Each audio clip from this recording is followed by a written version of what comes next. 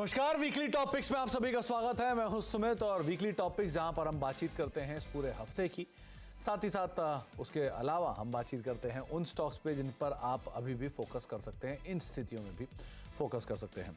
अलग अलग जानकार मौजूद रहते हैं, उनसे तो हम बातचीत करते हैं मार्केट्स को लेकर भी, और साथ ही साथ किन शेयरों पर अब आपको दांव लगाना है, कहां पर आपको नजर रखनी है, इन पर हम बातचीत करते हैं। तो शुरुआत कर लेते हैं पहले तो इस हफ्ते के बाजार को लेकर। ये हफ्ता थोड़ा ट्रंकेटेड वीक था, यानी कि एक छुट्टी थी और लिमिटेड सेशन के बीच में मार्केट्स ने कामकाज किया। सेंसेक्स करीब 1/4% ऊपर रहा, निफ्टी 1/4% ऊपर रहा। इंटरेस्टिंग, अपने ऑल टाइम हाई को निफ्टी ने हिट किया। निफ्टी बैंक 1.5% ऊपर रहा, अपने हाइस पर तो पहुंचा लेकिन 50,000 के दहलीज से थोड़ा सा घूमता हुआ दिखाई पड़ा। मिड कैप इंडेक्स में खरीदारी रही। पीएसयू जबरदस्त तेजी में ऑलरेडी कामकाज कर रहा है, 4% की तेजी है। पीएसयू बैंक तेजी में है। एसबीआई में एक बढ़िया रफ्तार बनते हुए दिखाई पड़ी। ऑटो सेल्स के नंबर्स भी आए तो 2% के आसपास की तेजी ऑटो इंडेक्स में भी देखने को मिली। क्रूड थोड़ा सा सॉफ्टन हुआ तो आपने बीपीसीएल, एचपीसीएल, आईओसी ऐसे शेयरों में खरीदारी देखी। और प्राइवेट बैंक तो बहुत ज़्यादा हलचल में रहे, खासतौर से आईसीआईसीआई बैंक के नंबर्स के बाद एक रोबस्ट परफॉर्मेंस देकर गया। M&M 7.5% चला, नए हाइस पर पहुंचा। पावर ग्रिड, ग्रासिम, कोल इंडिया नंबर्स के बाद 4% तक चला। और एसबीआई करीब 4% तेजी यहाँ पर बनते हुए दिखाई पड़ी। गिरने वाले शेयरों में HCL टेक रहा, जहाँ पे इस पूरे हफ्ते में प्रेशर रहा। करीब नंबर्स के बाद 9% के आसपास decline. Apollo hospital, Kotak Mahindra bank, HDFC life, Bharti Airtel, ये कुछ ऐसे नाम जो कि इस पूरे हफ्ते में दबाव के साथ कामकाज करते हुए दिखाई पड़े। दोनों ही जानकार जो हमारे साथ मौजूद हैं, अब उनसे बातचीत कर लेते हैं। हमारे साथ पार्थिव शाह है आज बातचीत करने के लिए, और सिद्धार्थ खेमका सर मौजूद हैं, जिनसे हम चर्चा करेंगे मार्केट्स पर भी और स्टॉक स्पेसिफिक भी। सिद्धार्थ सर और पार्थिव सर, नमस्कार, स्वागत है आप दोनों का ही कार्यक्रम में। पहले तो सिद्धार्थ सर, एक मार्केट्स पे आपका व्यू चाहूँगा। ऑल टाइम हाइस पर हम खड़े हैं, निफ्टी के संदर्भ में, निफ्टी बैंक के संदर्भ में, मिड कैप स्मॉल कैप के संदर्भ में, सेक्टर स्पेसिफिक भी, और सामने दो बड़े इवेंट खड़े हैं, एक है अर्निंग और दूसरा इलेक्शन पोल्स। एक तरफ डर भी है कि क्या बाजार रिएक्ट करेगा, अनुमान के हिसाब से चीज़ें नहीं रहती हैं तो। दूसरा, इन स्थितियों में वैल्यूएशन इतना कंसर्न अभी तक निफ्टी के नहीं है। 22 के मल्टीपल पे निफ्टी कामकाज कर रहा है, जबकि निफ्टी ने अपने एक समय पे 40 के मल्टीपल तक देखे हैं। आप किस खेमे में हो, कैसे रीड कर रहे हो मार्केट्स को, क्या करा जाए अभी? जी सुमित, बहुत बहुत शुक्रिया। देखिए, मार्केट्स की अगर आप ओवरऑल बात करें तो आपने दो मेजर इवेंट्स बताया, दोनों डोमेस्टिक। इसके अलावा ग्लोबली भी बहुत सारे फैक्टर्स हैं जो सेंटिमेंट्स को ड्राइव कर रहे हैं, चाहे वो आप यूएस फेड कमेंट्री की बात करें, चाहे वो आप जियोपॉलिटिकल टेंशंस की बात करें। तो ऐसे वोलेटाइल एनवायरनमेंट के बावजूद आप देखिए तो आज भी निफ्टी ने एक नया हाई क्रिएट किया है। डेफिनेटली थोड़े मार्केट में कुछ न्यूज चली, कुछ कॉशियसनेस था। प्रॉफिट बुकिंग हम देख रहे हैं कि एवरी न्यू हाई पे थोड़ी बहुत प्रॉफिट बुकिंग देखने को मिल रही है, और मुझे लगता है ये बहुत अच्छा एक जो देखने को मिल रहा है कि प्रॉफिट बुकिंग, उसकी वजह से जो स्ट्रेंथ है वो काफी मिल रही है, ताकि लोग हर पड़ाव पर बुक कर रहे हैं। अर्निंग्स की बात करें तो बहुत अच्छी अर्निंग्स ग्रोथ आ रही है, एक्सपेक्टेशन काफी स्ट्रांग है। FY24 में हमारा अनुमान है कि ओवरऑल जो ऑलरेडी 3 क्वार्टर्स के नतीजे आ चुके थे, जो फोर्थ क्वार्टर के नतीजे अब आ रहे हैं, तो 21-22% ग्रोथ निफ्टी में आएगा। आगे चलकर ये ग्रोथ थोड़ा हाई बेस की वजह से 16, 17, 18% के आसपास दिखेगा। एंड इस ग्रोथ पर हमें लगता है कि वैल्यूएशंस काफी अट्रैक्टिव है, स्ट्रांग है। मिड कैप स्मॉल कैप थोड़े हालांकि चल गए हैं, वहां पे हमें लगता है कि वैल्यूएशंस जो है निफ्टी के बराबर थोड़ा अनकंफर्टेबल लगता है, थोड़ा हाई लगता है। तो प्रेफरेंस ये रहेगा कि थोड़े लार्ज कैप में बने रहे। मिड कैप स्मॉल कैप में ग्रोथ आएगी, इकोनॉमिक ग्रोथ है। हमें लगता है कि सिलेक्टिव सेक्टर सेगमेंट्स में अभी भी बहुत वैल्यूएशन प्ले करने के लिए और ग्रोथ प्ले करने के लिए स्कोप है। तो ओवरऑल तो हमारा व्यू मार्केट्स पे पॉजिटिव है, सिलेक्टिव रहे, बट डेफिनेटली पॉजिटिव व्यू है। सिद्धार्थ सर, क्योंकि आपने अर्निंग्स के ऊपर एक बहुत बड़ी रिपोर्ट आप लोग निकालते भी हो, और अर्निंग्स का एक बड़ा हिस्सा हम ऑलरेडी देख चुके हैं। अब तक के अर्निंग्स में आपको क्या कोई डिस्कम्फर्ट दिख रहा है या कंफर्टेबल सिचुएशन में हो? और मिड कैप आईटी जो बहुत परफॉर्म करने के बावजूद भी टूट रहा है, क्योंकि ऑलरेडी बहुत एक्सपेक्टेशन हाई थी वहाँ पर। बिरला सॉफ्ट हो गया या परसिस्टेंट हो गया, कोफोर्ज हो गया, ये पूरे हफ्ते के एक्सीडेंट भी रहे हैं। यहाँ कैसी सिचुएशन आप रीड कर रहे हो? जी बिल्कुल सुमित, आप देखिए तो जो मेजर सेक्टर जहां पे थोड़ा डिसअपॉइंटमेंट आया है वो है आईटी सेक्टर। एनालिस्ट जो है कम्युनिटी कहीं ना कहीं थोड़ा एक्सपेक्ट कर रहे थे कि H2 से second half of the year से थोड़ा रिकवरी आएगा, बट अगर आप देखें तो लार्जर कंपनीज ने अपने गाइडेंस को कट किया है, पूरे साल के गाइडेंस को। और वहीं मिड कैप्स और टीयर 2 आईटी प्लेयर्स जो ग्रोथ में आउट परफॉर्म कर रहे थे, जिसकी वजह से उन्हें प्रीमियम मिल रहा था, अब उन पर भी वो ग्रोथ इंपैक्ट आ रहा है, जिसकी वजह से अगर आप देखें ग्रोथ कम होता है और वैल्यूएशन हाई होता है तो डबल मार पड़ती है मार्केट में, और वही हो रहा है।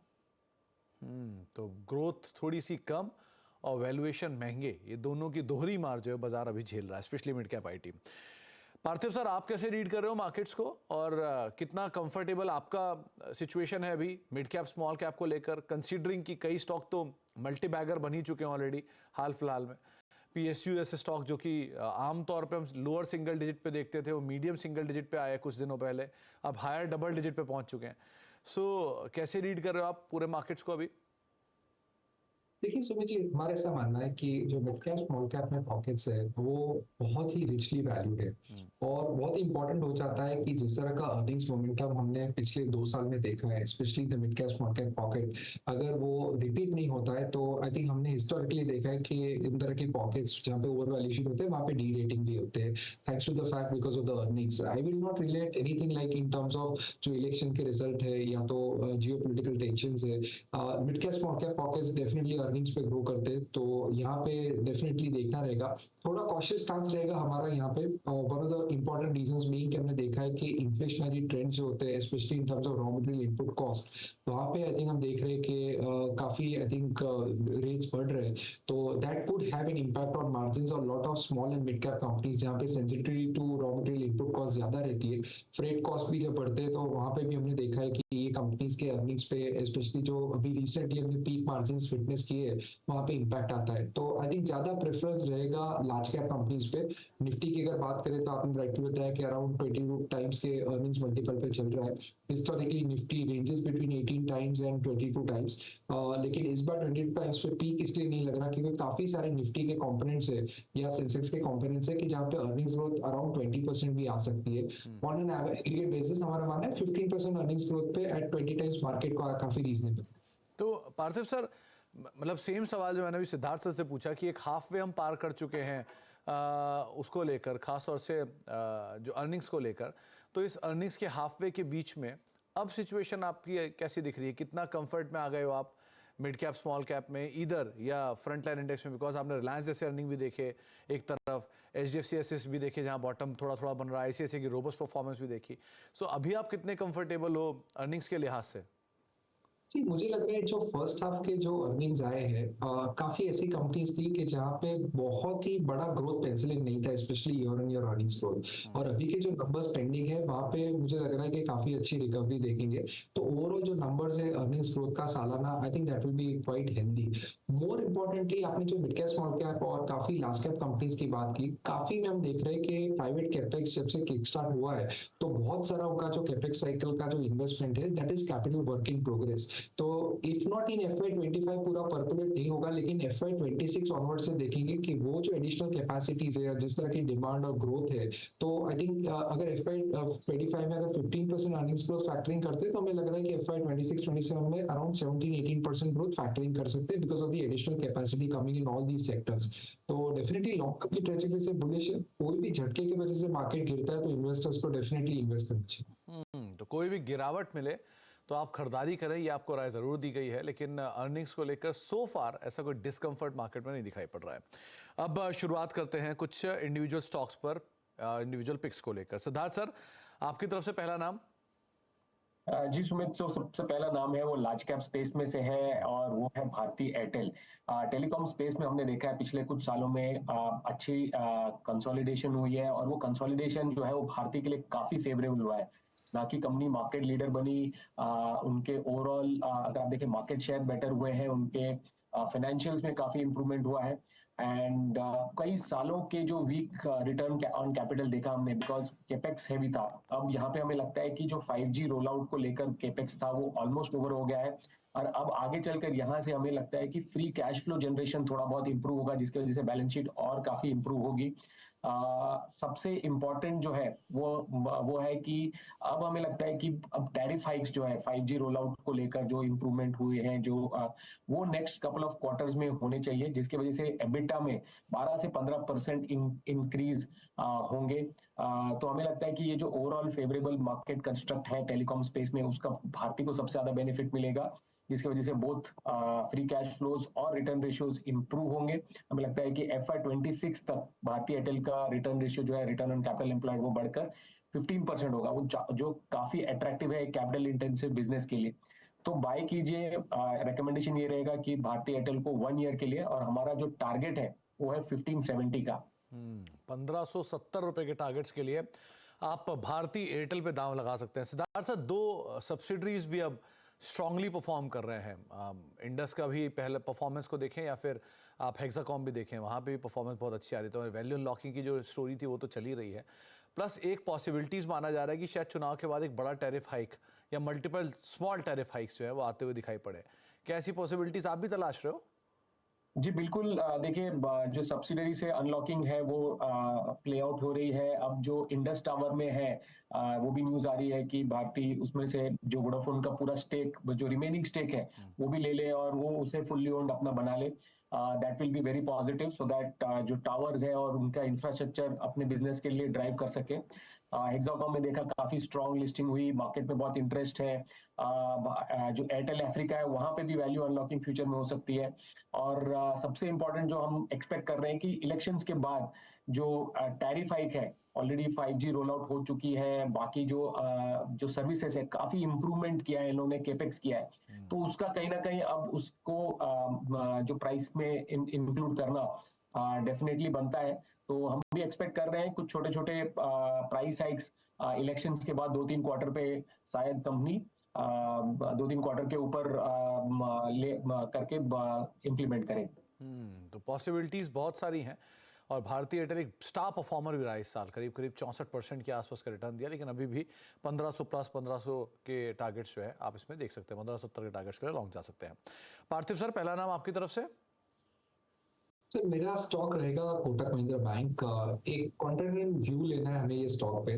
नो डाउट एक मैसिव अंडर परफॉर्मर रहा है despite being a fantastic franchise, और रिसेंटली जो न्यूज आया does not bode at all well for the current sentiment, और ऑलरेडी स्टॉक काफी बड़े पैमाने पे डीरेट हो चुका है already from its lower than 5 year valuation price to book valuation band. तो उस लिहाज से हमें लग रहा है कि यहाँ पे वैल्यूएशन कंफर्ट बहुत ज्यादा है। सी एक चीज समझनी जरूरी है कि जिस तरह से हमने देखा कि बजाज फाइनेंस पे भी जो कमबैक आया है इन टर्म्स ऑफ 6 महीना लगा था उनको क्लीन अप करने के लिए, उसके बाद आरबीआई ने वापस जो उनके ईएमआई कार्ड्स है वो अलाउ किए हैं। मुझे लग रहा है कि I think it's a stern warning even to Kotak group in terms of insuring के जो उनके टेक्निकल सिस्टम्स है वो स्टेट ऑफ आर्ट हो। एज सच कॉल में भी अगर आप सुनेंगे तो उन्होंने यही बताया कि they are working on Kotak 2.0 in terms of the technology, तो काफी टेक्नोलॉजी स्पेंड होने वाला है। इनकी जो सब्सिडरीज है वहां पे परफॉर्मेंस जोरदार है। अगर मैं कोटक प्राइम की बात करूं या तो उनके जो माइक्रो फाइनेंस बिजनेस है उसकी बात करूं, उनके इंश्योरेंस वर्टिकल से म्यूचुअल फंड के ग्रोथ देखे तो 34% एएम ग्रोथ है। कोटक सिक्योरिटीज भी अच्छा करी। तो एसओटीपी वैल्यूएशन पे अगर इनका मैं वैल्यूएशन करता हूँ कि अभी के जो 1550 का प्राइस है कोटक में, उस पे almost 450-500 rupees is the SOTP for the subsidiaries. तो at $1000 Kotak is quoting at around 2.6 times forward price flow multiple. Historically अगर एवरेज देखें तो 3.8 से कभी नीचे नहीं रहता है ज्यादा। तो मुझे लग रहा है कि आने वाले 6 महीने से 12 महीने में कोटक जैसा स्टॉक में अगर कोई भी आरबीआई की तरफ से पॉजिटिव न्यूज आता है तो यहाँ पे रिबाउंड होगा। प्लस कैपिटल एडिक्वेसी बहुत ही स्ट्रांग है और उनका जो deposit loan to deposit ratio है that is also very very comforting. तो आगे जाते I think return ratios improve हो सकते हैं, ऐसा अनुमान। पार्थिव सर, एक रिटेल निवेशक के हिसाब से एक चीज पूछना चाहूंगा आपसे। एक स्टॉक जो ऑलरेडी पिछले 3 साल से परफॉर्म नहीं कर रहा है, उसके बाद उसने और ज़्यादा थपेड़े उसे झेलने पड़ रहे हैं हेडविंड के तौर पर, और सबसे बुरे दौर की सिचुएशन क्रेडिट कार्ड कारोबार को लेकर हो, पुराने जो इनके वेटरन्स हैं उनके रिजिग्नेशंस को लेकर हो, ये तरह की चीज़ें आ रही हैं। बट कारोबार के नंबर्स में कोई खास फेरबदल नहीं हो रहा, वो वहीं के वहीं चल रहे हैं अभी भी, बहुत प्लस माइनस 2-5%। तो इसीलिए क्या ये अपने वर्स्ट टाइम पे बेट करना इसको बेटर रहेगा, क्योंकि अब इसमें खोने के लिए बहुत गुंजाइश दिख नहीं रही है कहीं? एब्सोल्युटली, आई थिंक यही कॉल है। हमने हिस्टोरिकली काफी जो लार्ज कैप कंपनीज उसमें देखा है कि एक लॉस्ट फेज आ जाता है जहाँ पे 3-4 साल स्टॉक कुछ नहीं करता। उसके बाद जब वैल्यूएशन बहुत ही रॉक बॉटम हो जाते हैं, उसके बाद मैनेजमेंट काफी प्रोएक्टिव स्टेप्स लेते हैं।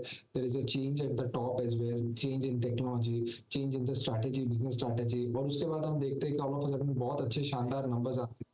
तो कोटक की जो आरओई जो लो है, it's also because of lot of conservative loan lending practices. काफी कैपिटल एडिक्वेसी ज्यादा रहती है, कैश क्वेश्चन ज्यादा रहता है और लेंडिंग कम रहती है। तो आगे जाते अगर उसमें कोई स्ट्रैटेजी चेंज करते हैं और आरओईज इंप्रूव होते हैं, तो मुझे लगता है कि डेफिनेटली री रेटिंग हो सकता है। प्लस आई थिंक सबसे बड़ा ट्रिगर रहेगा कि जब आरबीआई इनको वापस क्लीन चिट देता है in terms of the technology upholding, तो उसमें 6 महीना लग सकता है। लेकिन लॉन्ग टर्म के इन्वेस्टमेंट के लिहाज से ऐसे वैल्यूएशन पर अगर एंट्री पॉइंट लेते हैं, तो आने वाले 3-4 साल में हम देखेंगे तो रिटर्न्स बहुत अच्छे दिखेंगे। तो सबसे बुरे दौर में कहा जाता है कि अच्छी खबर और अच्छा भाव एक साथ नहीं आता, तो अगर आपको बुरे दौर में कोई अच्छा स्टॉक मिल रहा है तो आप उस पर बेट कर सकते हैं। पार्थिव शर्मा ने कोटक 1860 के टारगेट्स के लिए आप यहाँ पे खरीदारी कर सकते हैं। सिद्धार्थ सर, दूसरा नाम?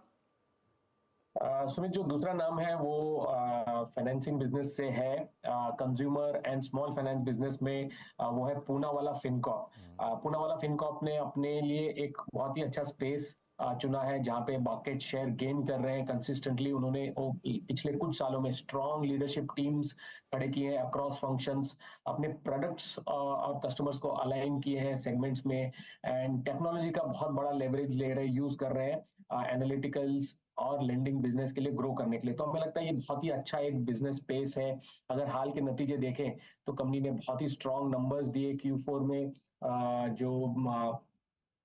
जो एनआई ग्रोथ है वो 48% का था, और जो प्री ऑपरेटिंग प्रॉफिट्स था वो 103% ग्रोथ हुआ है। एयूएम ग्रोथ 55% का हुआ इस क्वार्टर में। तो हमें लगता है कि ओवरऑल जो आगे चलकर कंपनी अपने जो निम्स है वो 9% पे और उसे या तो उसे थोड़ा ज्यादा मेंटेन कर सकती है FY25 FY26 में, क्योंकि जो ये सेगमेंट्स है कंज्यूमर और small finance from small business finance, यहाँ अच्छी ग्रोथ अपॉर्चुनिटी दिखती है। इसके साथ ही कंपनी को हाल में अप्रूवल मिला है, regulatory approval credit card launch करने के लिए, और हमारा एक्सपेक्टेशन है कंपनी के बेसिस पे कि अगले 2-3 हफ्तों में कंपनी अपने क्रेडिट कार्ड्स भी लॉन्च करेगी। इन्होंने पार्टनर किया है इंडसइंड बैंक के साथ, को ब्रांडेड क्रेडिट कार्ड करेंगे, एंड ये जो है पूनावाला ये सोर्स करेंगे credit cards for the bank and they will receive commissions. तो ये एक नया एक जो आप सोचिए रेवेन्यू जनरेटिंग इनकम सोर्स बनता है उनके लिए। तो ओवरऑल आगे चल के हमें लगता है जो लॉन्ग टर्म ग्रोथ गाइडेंस है कंपनी का 35 to 40% एयूएम ग्रोथ का है, जिसकी वजह से पैट में, नेट प्रॉफिट में 30 to 35% ग्रोथ देखने को मिला। ये काफी स्ट्रॉन्ग ग्रोथ है फॉर एन एनबीएफसी। एंड इसके साथ ही जो देखने की बात है कि जो एनपीएज है वो काफी सॉफ्ट और लो रहेंगे। जीएनपीएज जो हमें लगता है वो 1.3 से 1.8 के बीच में रहनी चाहिए, जो कंपनी ने अपने गाइडेंस दिया है, और net NPAs will be less than 1, so 0.5 to 0.9 का गाइडेंस दिया है। And with the kind of NIMS, ROS जो है वो 4% प्लस के गाइडेंस में और ग्रोथ दिखता है, जिसकी वजह से हमें लगता है कि ये जो ओवरऑल एनबीएफसी स्पेस में है जहां बहुत कंपनी स्ट्रगल कर रहे हैं, जो रिटेल और कंजम्पशन स्पेस में पूनावाला ने वो एंट्री करके अच्छी मार्केट शेयर ली है, अच्छी ग्रोथ दिखाई है, और आगे चलकर भी ये ग्रोथ मेंटेन रहेगा। तो इसको देखते हुए हमारा बहुत ही पॉजिटिव व्यू बनता है पूनावाला पे। हमारा 1 ईयर टारगेट जो है वो है 570 का, तो डेफिनेटली रेकमेंड करेंगे पूनावाला फिनकॉर्प। तो पूनावाला फिनकॉर्प एक बड़ा फेरबदल कंपनी की मैनेजमेंट टीम के अंदर भी हुआ था और उसके बाद से रिजल्ट आने शुरू हुए। वैसे ही मल्टीबैगर रहा है, लेकिन आगे भी 570 रुपए के पोटेंशियल अपसाइड के लिए सिद्धार्थ सर को पसंद आ रहा है। पार्थिव सर, दूसरा नाम आपकी तरफ से? दूसरा स्टॉक रहेगा सुंदरम फास्टनर्स। एक शानदार कंपनी, एक शानदार ग्रुप से, टीवीएस ग्रुप से। और अच्छी बात यह है कि उनके जो डिफरेंट प्रोडक्ट्स है, जैसे कि हाई टेंसाइल फास्टनर्स, जो अभी हम जानते हैं कि रिन्यूएबल एनर्जी पे इतना सारा थ्रस्ट है, गवर्नमेंट का भी इतना सारा एग्रेशन है, और 500 गीगावाट्स की बात हो रही है बाय 2030। तो सुंदरम फास्टनर्स के फास्टनर्स वहाँ पे मार्केट लीडर्स है। प्लस ऑटोमोटिव के अंदर जो फास्टनर्स लगते हैं वहाँ पे भी उनकी शानदार पकड़ है। एरोस्पेस एविएशन में भी उनका काफी अच्छा मार्केट शेयर है। और हम जानते हैं कि ईवी में से भी उनको बहुत अच्छे ऑर्डर्स मिले, और इंडिया में जिस तरह की कंपनीज ईवी के निवेश की बात करिए, जैसे कि टेस्ला है, लाइक वियतनामीज कंपनी है विनफेंस, वो भी बात करिए कि इंडिया में इन्वेस्ट करे, तो मुझे लगता है कि लोकलाइजेशन पे बाहर रहेगा। जिससे हमने देखा है कि सुंदरम फास्टनर्स ने जो टारगेट दिया है कि ये साल अराउंड 300 करोड़ का कैपेक्स करेंगे, और तमिलनाडु गवर्नमेंट के साथ भी उन्होंने ऑलमोस्ट 1700 करोड़ का एक एमओयू किया है, जहाँ पे नई फैक्ट्रीज लगाएंगे all over Tamil Nadu in terms of catering to the auto ancillary side of the business also. तो मुझे लग रहा है कि आई थिंक एक बहुत ही अच्छे स्वीट स्पॉट पे अवेलेबल है। 23 24,000 करोड़ का मार्केट कैप है, ज्यादा डेट नहीं है, debt to equity is just 0.11 और इतना कैपेक्स है कंपनी में और मार्जिन बहुत ही शानदार है। तो मुझे लगता है कि अच्छी कैपिटल एलोकेशन वाली companies specially in the manufacturing sector में इन्वेस्टर्स को आई थिंक आने वाले 5 साल के लिए अपने पोर्टफोलियो में शामिल करनी चाहिए और रखनी चाहिए, तो बहुत ही शानदार रिटर्न बन सकते हैं। तो सुंदरम फास्टनर दूसरा नाम है जिसके ऊपर आप बेट कर सकते हो। एंसिलरी स्पेस में 1370 रुपए के टारगेट्स के लिए इसके ऊपर आप नजर बना के रख सकते हैं। 4 स्टॉक्स पे चर्चा हो चुकी है डाइवर्सिफाइड फील्ड से। कुछ और स्टॉक्स भी हैं, उन पे बातचीत करते हैं। छोटा सा ब्रेक लेते हैं, ब्रेक के बाद लौटते हैं। दोनों जानकार हमारे साथ बने रहेंगे। बाजार को लेकर भी और साथ ही साथ हमारे साथ 2 जानकार सिद्धार्थ सर भी मौजूद हैं, पार्थिव शाही मौजूद हैं। उनसे हम बातचीत कर रहे हैं उनकी फेवरेट पिक्स या टॉप पिक्स के बारे में भी, जहां के ऊपर जिन पर आप अभी बेट कर सकते हैं। 4 स्टॉक पे ऑलरेडी बात हो चुकी है, 2 और स्टॉक्स पर बेट करना बाकी है। तो सिद्धार्थ सर, आपकी तरफ से तीसरा नाम। जी सुमित, जो तीसरा नाम है वो Indian cables and wires industry से है, वो है केईआई इंडस्ट्रीज। तो हमें लगता है कि जो केबल्स एंड वायर इंडस्ट्री है इसमें काफी ग्रोथ पोटेंशियल है। पिछले कुछ सालों में जो डोमेस्टिक मार्केट है वो 14% पर ग्रो कर रहा है। एक्सपोर्ट्स भी बढ़कर अब 16% CAGR पे है, जिसकी वजह से जो अगर आप देखें तो इंडिया एक नेट एक्सपोर्टर कंट्री बन गई है केबल्स एंड वायर्स में। जो की ट्रिगर्स हैं ग्रोथ के लिए वो है residential growth, commercial real estate, rural electrification, move towards renewable energy. तो इन सब रीजंस की वजह से जो overall cables and wire segment में काफी ग्रोथ देखने को मिला है और हमें लगता है कि बहुत अच्छा अपॉर्चुनिटी साइज भी है। इसमें अगर आप देखें तो केईआई का बड़ा स्ट्रॉन्ग ब्रांड नेम है। इंडिया में उनके market share around 9 to 10% market share है। एंड जो रिटेल सेगमेंट है वहां बड़ा फोकस है केईआई का। पिछले कुछ सालों में कंपनी ने अपना जो कंट्रीब्यूशन है रिटेल सेल्स से वो 30% से बढ़ाकर 47% पे ले आया है और आगे चल के उसे और टारगेट कर रहा है कि 50% प्लस हो जाए। अभी हाल में रिजल्ट्स आए, नतीजे काफी स्ट्रॉन्ग नंबर्स आए हैं केईआई के। जो आज सुबह ही हम आज ड्यूरिंग द मार्केट आज आए, अगर आप देखें तो रेवेन्यू ग्रोथ 19% का था Q4 में। जो वायर्स एंड केबल सेगमेंट है उसमें 53% ग्रोथ, उसमें 18% ग्रोथ देखा और ईपीसी बिजनेस में 53% ग्रोथ देखा। तो अक्रॉस सेगमेंट्स अच्छी ग्रोथ देखने को मिल रही है। आगे जाकर हमारा अनुमान है कि कंपनी में 25% अर्निंग्स ग्रोथ देखने को मिलेगा अगले 2 सालों में। फ्री कैश फ्लो जनरेशन कर रहा है जिसकी वजह से बैलेंस शीट काफी स्ट्रांग है और कंपनी एक नेट कैश पॉजिटिव कंपनी है। रिटर्न रेशियोज 20% प्लस है। एंड इन सब की वजह से अगर आप देखें तो गवर्नमेंट का जो ओवरऑल फोकस है make in India, manufacturing, PLI schemes, जो इंसेंटिव्स, इनके वजह से ये केबल्स एंड वायर सेगमेंट को भी बेनिफिट मिलेगा। तो बहुत ही पॉजिटिव व्यू है, बाय करिए। हमारा टारगेट प्राइस है 5,000 रुपीज। 5,000 के टारगेट्स के लिए आप केईआई इंडस्ट्रीज पे बेट कर सकते हैं। कि इंटरेस्टिंग फैक्ट ये भी है कि अगर आपने 2013 में इस कंपनी के अंदर कहीं 10,000 रुपए लगाए होते तो 2023 तक आते आते वो रफली 29 लाख रुपए बन चुके होते। इस तरह का एग्जॉर्बिटेंट रिटर्न तो ये ऑलरेडी स्टॉक दे चुका है, लेकिन अभी भी इसमें जिस तरह के नए रीनोवेशन हो रहे हैं, रीइन्वेंशन हो रहे हैं, नए प्रोडक्ट्स पे कामकाज कर रहे हैं, उसके आधार पर आप इसमें 5,000 रुपए तक के और नए पोटेंशियल अपसाइड खुलते हुए देख सकते हैं। पार्थिव सर, आपकी तरफ से तीसरा नाम। तीसरा नाम ITC रहेगा। बेसिकली ऐसे मार्केट माहौल में जहाँ पे आगे जाते वॉलेटिलिटी बढ़ सकती है या तो एक करेक्शन की उम्मीद है, तो ITC एक ऐसा स्टॉक है जो पोर्टफोलियो में काफी रेजिलियंस लाता है। एक तो बहुत ही अच्छा कंफर्ट है in terms of price to earning multiple, around 26 times forward PE पे चल रहा है, जो अभी भी अंडर परफॉर्मिंग सेक्टर के FMCG के दूसरे जो स्टॉक है उससे ऑलमोस्ट 20 to 25% डिस्काउंट पे अवेलेबल है। अच्छी बात यह है कि अगर मैं उनके दूसरे अलग अलग बिजनेसेस के ब्रेकअप की बात करूँ तो FMCG में despite the lacklustre performance industry wide, और रूरल में तो हम जान रहे हैं काफी डिस्ट्रेस है, तो उस लिहाज से आई थिंक यहाँ पे परफॉर्मेंस काफी इंप्रूव हुई है और उन्होंने 7.6% का year on year kind of revenue growth दिखाया है और वॉल्यूम ग्रोथ भी काफी स्टेबल है ये कंपनी के लिए। तो it seems that they are definitely taking a lot of market share in the FMCG segment और यहाँ पे हर क्वार्टर में हम देखते हैं कि उनके जो EBIT मार्जिन है वहाँ पे अच्छी इंप्रूवमेंट आ रही है। सिगरेट बिजनेस की बात करें तो यहाँ पे आई थिंक वॉल्यूम ग्रोथ काफी शानदार और स्टेबल रहा है और ये सबसे ज्यादा कैश जनरेटिंग बिजनेस है ITC के लिए। और ये division thanks to the fact कि ज्यादा टिंकरिंग नहीं हुई गवर्नमेंट की तरफ से इन टर्म्स ऑफ टैक्सेशन, तो यहाँ पे ग्रोथ काफी अच्छी बरकरार है। Hotel sector I think it is out performing extremely well for this company, 32% के EBITDA मार्जिन है और रेवेन्यू पर एवरेज ऑक्यूपाइड रूम अगर देखें तो वहाँ पे भी बहुत अच्छी ग्रोथ की वृद्धि है और आगे जाते भी यहाँ पे आउटलुक अच्छा है। डीमर्जर से काफी वैल्यू अनलॉकिंग होगी। Agri business is stable, paper board business also doing reasonably well, तो मुझे लग रहा है ITC can easily deliver earnings growth of 15% के अगर ओवर द नेक्स्ट 3 इयर्स, तो उस लिहाज से मुझे लग रहा है 3 साल में अच्छे रिटर्न्स मिल सकते हैं। तो पार्थिव सर, क्या वो ब्लॉक का जो ओवरहैंग था वो खत्म हो गया मान के चलें इसमें? इस एब्सोल्युटली आई थिंक ये एक बहुत बड़ा ओवरहेंग था और तब बहुत अच्छी अपॉर्चुनिटी मिली थी आईटीसी में एंट्री की, और उसके बाद आई थिंक स्टॉक काफी बढ़ चुका है, लेकिन मुझे लग रहा है कि यहाँ से भी आई थिंक वैल्यूएशंस बहुत ही रीजनेबल है, और mainly we are focusing on the business momentum और massive free cash flow generating ability of ITC, जो करीबन 15,000 करोड़ के आसपास है। तो फ्री कैश फ्लो यील्ड बहुत ही स्ट्रांग है कंपनी का, तो आगे जाते भी डिविडेंड की अच्छी उम्मीद है और नए बिजनेसेस में भी डिप्लॉय कर सकते हैं, तो काफी वैल्यू एक्रेटिव स्ट्रैटेजी रहती है आईटीसी। तो आईटीसी 525 रुपए के टारगेट्स के लिए आप इसके ऊपर बेट करके चल सकते हैं। पार्थिव सर की तरफ से तीसरा कॉल आता हुआ दिखाई पड़ा है। तो 3 स्टॉक्स दोनों ही जानकारों ने दिए हैं, एक एक करके तीनों ही स्टॉक्स के ऊपर या 6 स्टॉक्स के ऊपर एक बार नजर डाल लेते हैं कौन कौन से स्टॉक्स हैं। शुरुआत कर लेते हैं सबसे पहले सिद्धार्थ सर के एक पोर्टफोलियो के साथ, कौन कौन से स्टॉक्स पे उन्होंने बेट किया है। सिद्धार्थ सर ने सबसे पहले नाम लिया है भारती एयरटेल का। 1570 रुपए के टारगेट्स के लिए आप इसके ऊपर नजर बना के रख सकते हैं, एक अच्छे अपसाइड और खुल सकते हैं। मल्टीपल ट्रिगर्स है।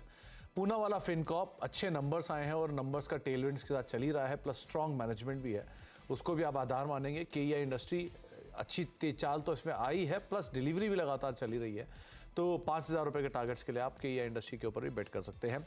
लाइकवाइज अगर कुछ और स्टॉक्स के ऊपर बात की जाए तो कोटक महिंद्रा बैंक एक अच्छी वैल्यू बाय हो सकती है इस तरह की सिचुएशंस के आधार पर।